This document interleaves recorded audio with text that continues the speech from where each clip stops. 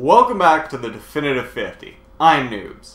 Square's decision to move the Final Fantasy franchise to the PlayStation was a devastating blow to the N64. The move represented a sea change that saw most of Japan's top developers, all longtime Nintendo supporters, shift focus to Sony's platform.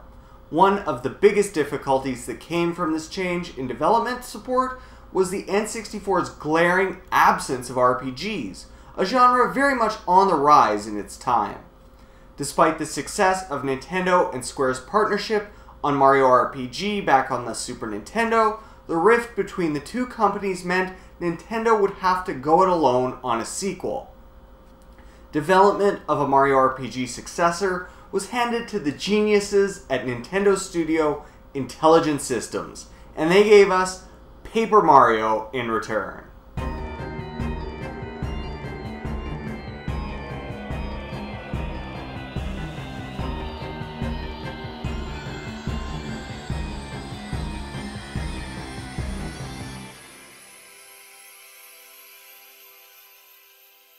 So Bowser has stolen the wish-granting Star Rod and made himself invincible. He's also imprisoned the 7 Star Spirits, the only things that could stop him, kidnapped Princess Peach, and lifted Peach's castle into the sky. Of course, the job of freeing the Star Spirits and setting everything right falls on Mario's shoulders, and that's where you come in. That may sound pretty predictable, but thanks to some hilarious writing, ridiculous dialogue, and constant visual gags based on the paper aesthetic, Paper Mario ends up being completely charming and totally unforgettable. Paper Mario follows in the spirit of Mario RPG as a simple, action-heavy RPG perfect for beginners. There's some light platforming sprinkled in, and secrets to be found. Paper Mario retains the concept of timed hits, called action commands this time around, which allow the player to deal extra damage in battle by performing attacks just right. Some attacks will have you trying to hit A at just the right time, others will ask you to hold back and release the joystick, or tap A repeatedly. There's also a lot of subtle strategy to battles. You have to consider which moves to use on which enemies. You don't want to jump on spiked enemies or you'll hurt yourself. You do want to jump on flying enemies to knock them out of the sky and make them vulnerable to ground attacks. Between action commands and these strategy considerations, battles end up being a lot more interactive and requiring a lot more attention than other turn-based RPGs. Instead of Mario teaming up with any of the Mushroom Kingdom's usual band of known characters, Mario's biggest allies in this game are all new, albeit familiar looking.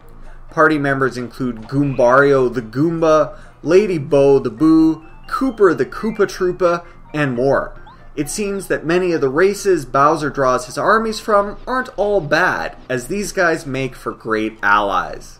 Each party member has his or her own unique ability that helps Mario advance in his quest by interacting with the environment in some way. Bombette, for example, blows up cracked walls. Parakarry, meanwhile, can fly you across short distances. Although you eventually wind up with a sizable party, Mario's easily the leading man. You always play as the mustachioed one and simply switch between the rest of the cast, with only one selectable at a time, outside and inside of battle.